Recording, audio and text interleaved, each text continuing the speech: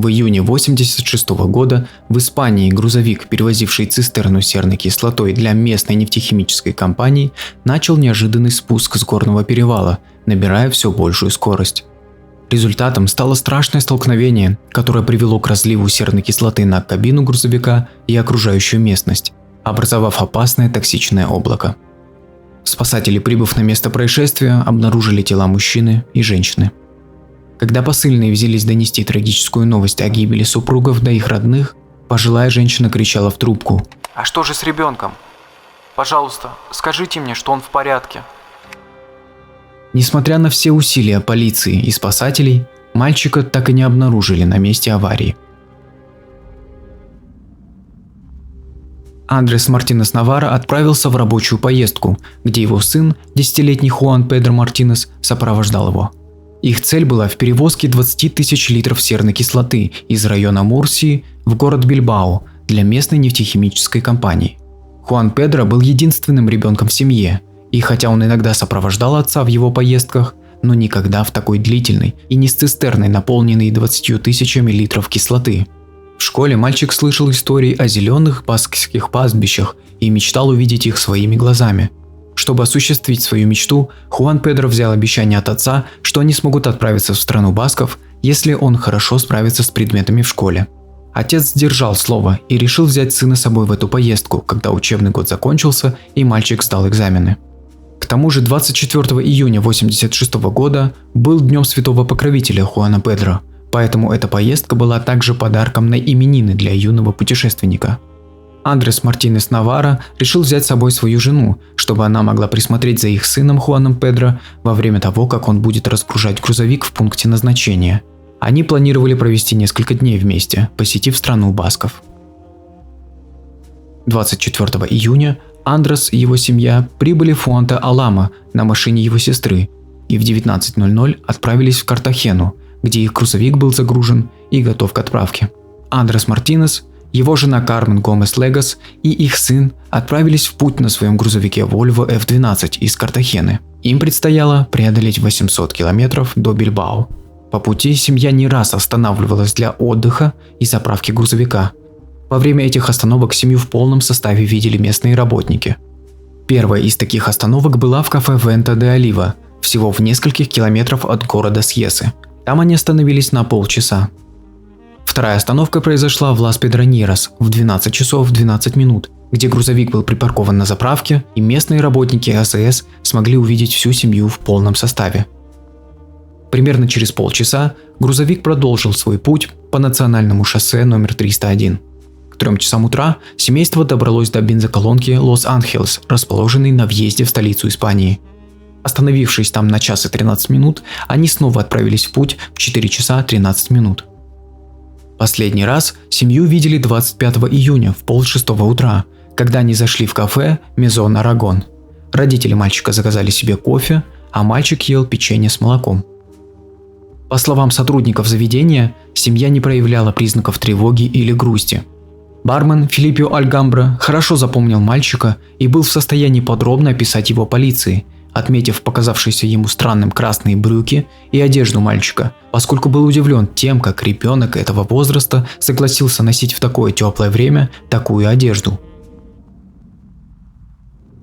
В 6 часов утра того же дня грузовик прибыл на Самосьеру, горный перевал к северу от Мадрида, столицы Испании.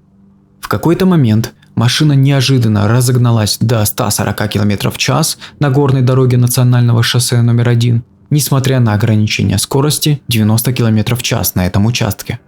Тогдашняя погода была ясной и без осадков, дорога не была мокрой, поэтому такое неадекватное поведение автомобиля выглядело необычным.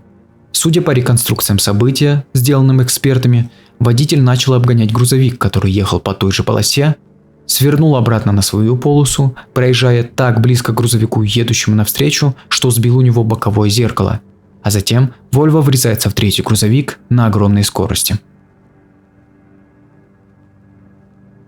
В результате столкновения Volvo перевернулся, а серная кислота начала вытекать из контейнера в задней части грузовика, заливая содержимое на кабину автомобиля и местность вокруг дороги.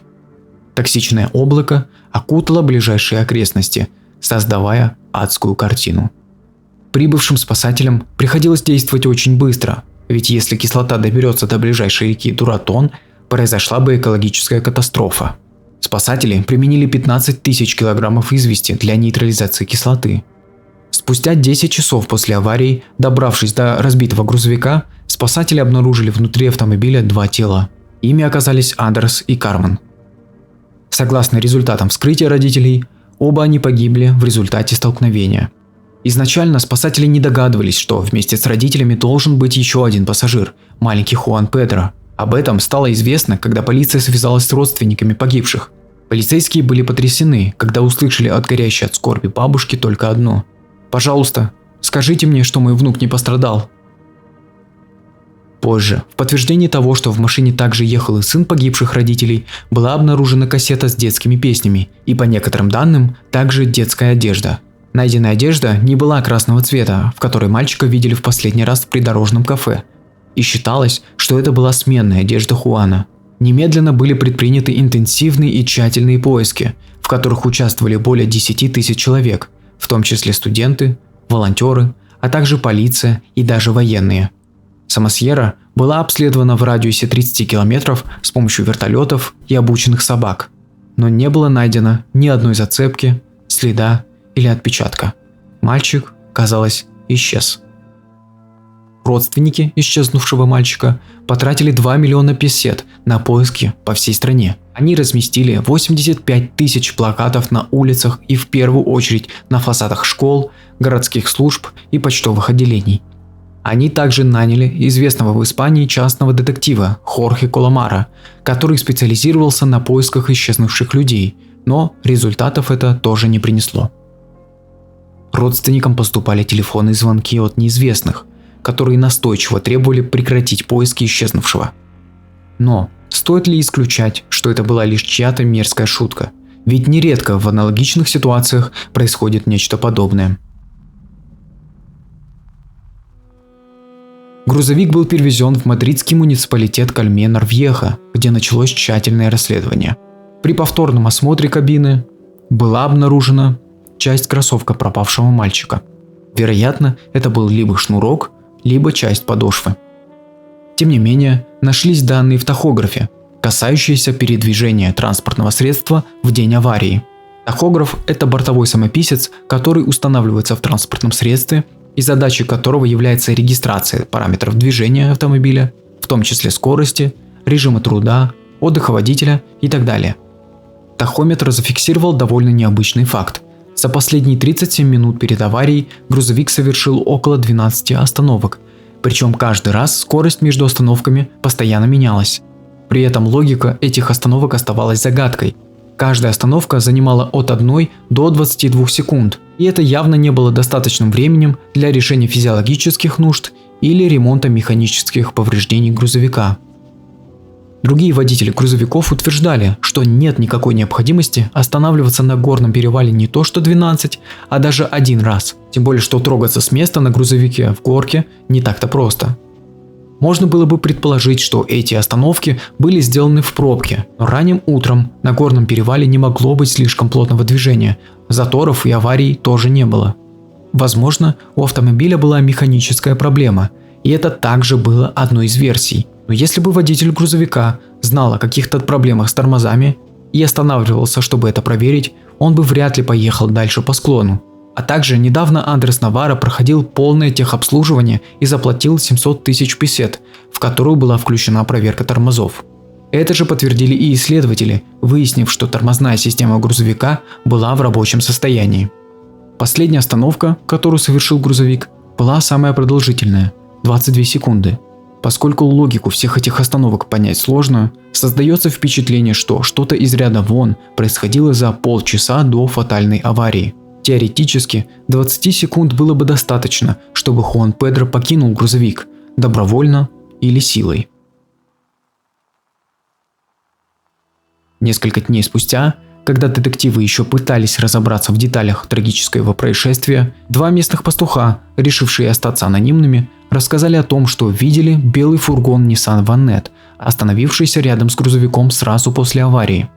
За рулем автомобиля был мужчина с усами и с иностранным акцентом, а рядом с ним была светловолосая женщина. Оба они были немалого роста и имели нордическую внешность. По одной версии, женщина представилась медсестрой, чтобы ее пропустили к грузовику, по другой, находившиеся в белом фургоне, были одеты санитарами. Женщина, по словам пастухов, подошла к кабине грузовика, забрала какой-то сверток, и они уехали с места происшествия. Однако свидетели допустили одну большую ошибку. Они не запомнили номер белого фургона, что создало серьезные трудности в дальнейшем расследовании. Более того, некоторые стали сомневаться в достоверности этих слов, особенно учитывая огромный столб дыма, который поднимался на месте аварии и создавал значительные трудности для любого, кто решится приблизиться к грузовику. Однако, возможно, именно эти люди имели отношение к происшествию. В конечном итоге, тяжело определить, были ли эти пастухи на месте происшествия на самом деле, и их показания оставались весьма спорными. Через год, в мае 1987 года, владелец автошколы сообщил властям, что он встретил пожилую слепую женщину иранского происхождения, у которой был мальчик в качестве гида. Мальчику на вид было примерно 10 или 11 лет, и он соответствовал описанию Хуана. Владелец был убежден, что мальчик был Хуаном, но когда о наблюдении сообщили властям, женщина и мальчик давно ушли. Большой интерес полиции также вызвали показания деревенской девочки, жившей рядом с Альбукерке, которая утверждала, что случайно встретилась на окраине города со скрывающимся мальчиком в возрасте около 10 лет. Она утверждала, что в течение 3 дней поддерживала с ним отношения и приносила ему еду. По ее словам, мальчик был голоден и грязен, но когда полиция расследовала этот случай, оказалось, что история, которую рассказывала девочка, была выдуманной и не имела никакой связи с реальностью. Через год после начала расследования произошла смена судьи. На смену Марии Риера пришла Мария Долорес Руис Рамос. Она отдала приказ заново обыскать цистерну. Национальная газета El País, обычно являющаяся серьезным источником, опубликовала новость, что в грузовике были обнаружены следы героина. Они были обнаружены не в кабине, а в самой цистерне. 2 из 3 отсеков к моменту аварии были заполнены серной кислотой, а один был пустым. Там был обнаружен наркотик в свертке, завернутом в одеяло, завернутом в белый брезент и, наконец, защищенным пластиковой пленкой. Было проведено расследование бизнеса Андреса Мартинеса, но его не смогли связать ни с кем из наркобизнеса или других криминальных структур. В передаче «Куэн Сабе Донда», вышедшей в 1992 году, ведущий Пако Лабатон рассказал, что в грузовике действительно было найдено несколько тряпок, которые изначально дали положительный результат на героин. Однако, проанализированный впоследствии Национальным институтом токсикологии в Мадриде, что считалось гораздо более надежным исследованием, было исключено, что это мог быть озвученный наркотик. После случившейся трагедии было создано бесконечное количество теорий о том, куда мог пропасть маленький Хуан Педро, а также о причинах, вызвавших его исчезновение. Давайте разберем несколько версий случившегося и попробуем проанализировать, какая из версий маловероятна, а какие имеют право на существование. Пожалуй, первая версия исчезновения мальчика, которая приходит на ум, это влияние кислоты. Мог ли мальчик пропасть по той причине, что он растворился в серной кислоте, которую перевозил его отец в цистерне? Эту версию прорабатывали полицейские и считали, что кислота могла разложить тело Хуана Педро, поскольку никаких человеческих останков на месте аварии обнаружено не было, даже с учетом больших поисков. Позже были поставлены эксперименты, дабы подтвердить или опровергнуть эту версию. В качестве эксперимента был взят большой кусок мяса с костями, который поместили в серную кислоту. Мышечная масса была потеряна за несколько минут, однако кость животного осталась и начала разлагаться только через 5 дней. А на тот момент, когда доставали тела погибших в аварии, прошло не больше суток. К тому же, местность достаточно быстро была засыпана известью, дабы погасить влияние кислоты. Один из экспертов сообщил газете «Эль Каса», что полуразложившееся тело ребенка, вероятно, было погребено под слоем земли, образовавшимся в результате опрокидывания грузовика. Собаки, по его мнению, не смогли обнаружить останки из-за удушающего загрязнения окружающей среды. Но эскаватор в присутствии гражданской гвардии снял целый слой земли в поисках органических останков, и эта версия также не подтвердилась. Также, чтобы проверить наличие человеческих останков, были взяты пробы почвы. Элементы почвы были подвергнуты спектрографическому анализатору, который может регистрировать наличие минералов из человеческих останков.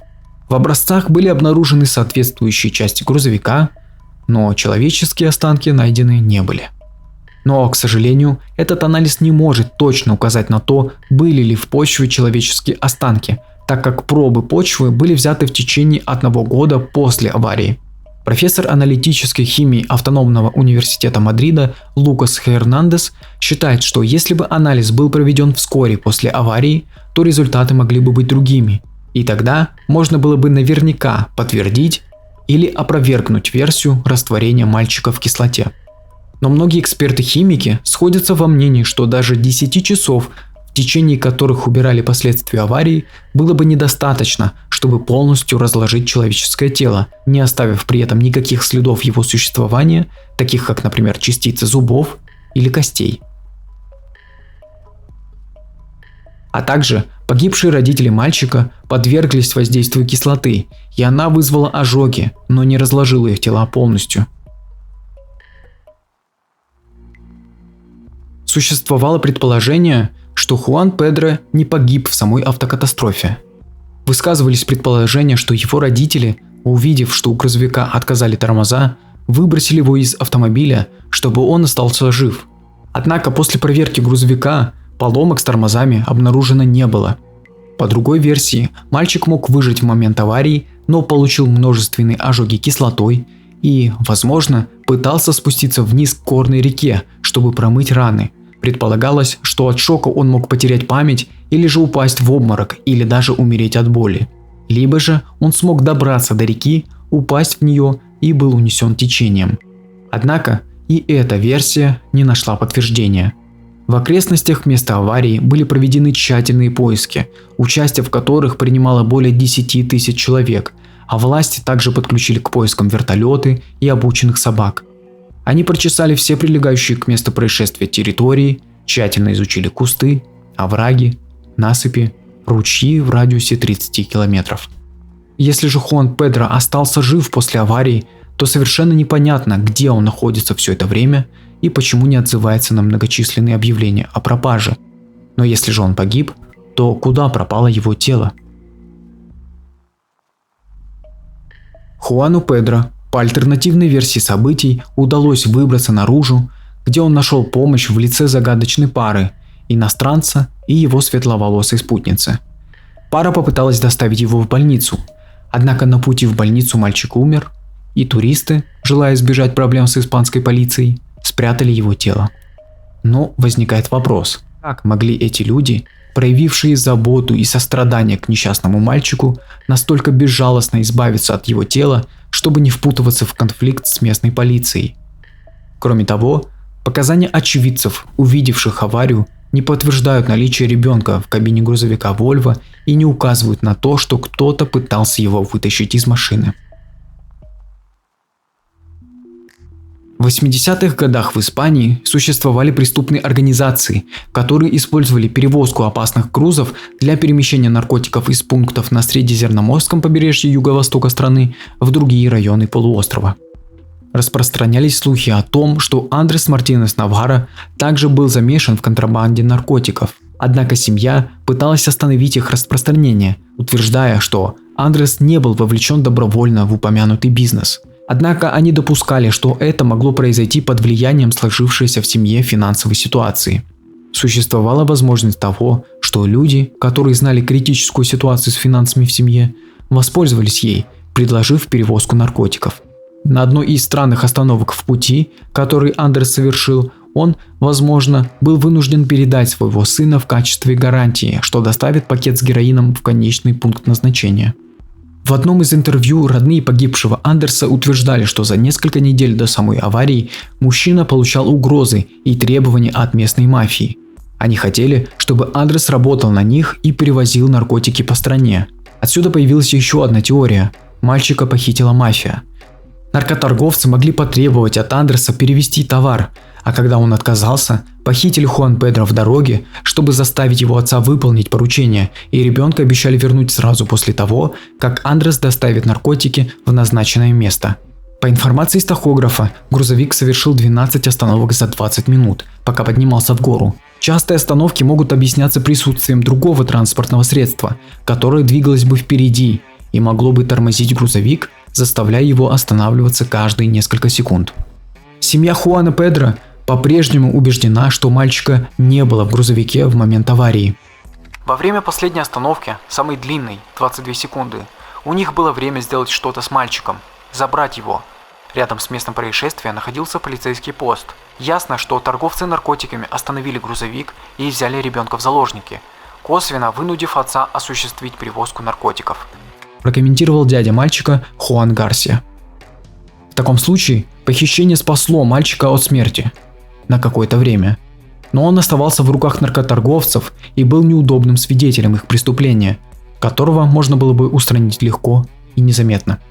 Дядя мальчика также отмечает, что они сделали все возможное и все от них зависящее, чтобы узнать местонахождение его племянника. Несмотря на это, он утверждает, что ему не хватило поддержки. Хуан Гарсия просил полицию повторно допросить свидетелей, в частности, видевших на месте аварии людей из автомобиля Nissan Vanette, чтобы узнать, могут ли они предоставить дополнительные данные. И они ответили ему, что уже сделали это, и свидетели не сказали ничего нового. Позже он узнал, что это была неправда, и они больше не разговаривали со свидетелями.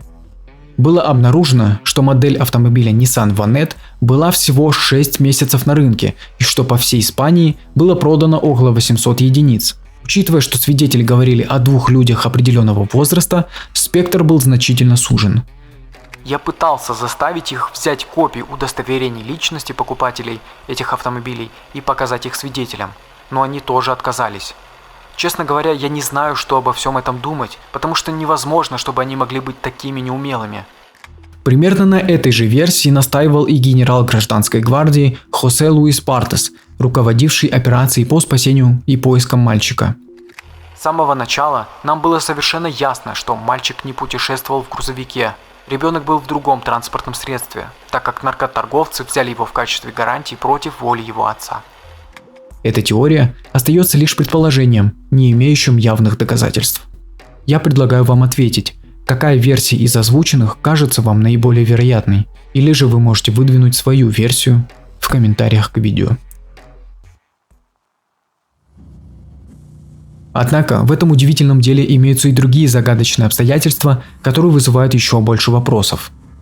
В 90-х годах был вынесен приговор подполковнику гражданской гвардии, заместителю начальника службы по борьбе с наркотиками Франциско Кинтера.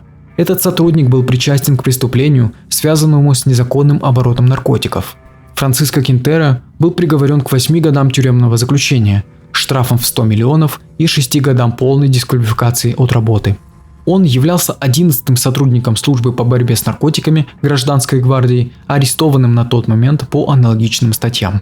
В одном из документальных передач на испанском телевидении про исчезновение Хуана Педро говорили, что Франциско Кинтера был как-то связан с повторным анализом предполагаемого героина, найденного через несколько лет после аварии в цистерне. По их словам, ответственность за повторный анализ как раз и берет подполковник Франциско Кинтера. Также авторы передачи хотели пригласить его в студию, чтобы задать несколько вопросов, но на тот момент он уже был задержан. Я не нашел явных свидетельств, которые могли бы указать на причастность подполковника к делу об исчезновении Хуана Педро, но это все еще остается довольно странным фактом в этой истории. Примерно 12 лет спустя родилась программа, созданная Гражданской гвардией и Университетом Гренады под названием «Феникс», для сбора генетических профилей родственников, пропавших без вести, с целью создания банка, который помог бы раскрыть много нераскрытых дел. Бабушка Хуана Педро сдала свою ДНК в 2008 году. В 2015 году родственников потерявшегося мальчика едва не пробрал легкий озноб, когда агенты Центрального отдела по расследованию убийств Гражданской гвардии связались с ними и сообщили, что останки, найденные в заброшенном доме в провинции Гвадалхара, совпали с генетическим профилем бабушки малыша. Но их предупредили, что это, скорее всего, ложноположительный результат, поскольку качество образцов было довольно низким, и что шансы на то, что эти человеческие останки соответствуют Хуану Педро, были чуть меньше нуля. Когда результаты были сопоставлены с результатами новых полученных образцов ДНК, ошибка подтвердилась. Дело мальчика из Самосьеры осталось загадкой. Теперь мы собираемся попросить суд разрешить эксгумацию останков Андреса и Кармен, чтобы получить образцы их ДНК, потому что это наиболее похоже на то, что было бы у Хуана Педро. Мы хотим, чтобы список Интерпола был полным в этом отношении, потому что мы не хотим исключать любую существующую возможность того, что однажды тайна прояснится. Представьте, если мальчика увезли за границу, и что однажды этот человек, которым он стал, захочет узнать, кем были его родители. Заявили родственники Хуана Педро. Тем не менее, в течение 6 лет предпринимаются попытки эксгумировать тела родителей, чтобы сделать генетический профиль намного более точным. Однако суд, который расследовал это дело, несколько раз отказывал родственникам в этой просьбе. До сих пор неизвестно, куда подевался Хуан Педро Мартинес Гомес в день смерти своих родителей. Это дело произошло 37 лет назад, и если парень был бы жив, то сейчас ему было бы 47 лет. Но на главный вопрос, куда пропал Хуан Педро, все еще не был найден ответ. Дядя мальчика говорит: После 3 десятилетий единственной надеждой на разрешение этого дела остается возможность, что кто-то перед своей смертью решится рассказать, что произошло на самом деле. Будьте осторожны.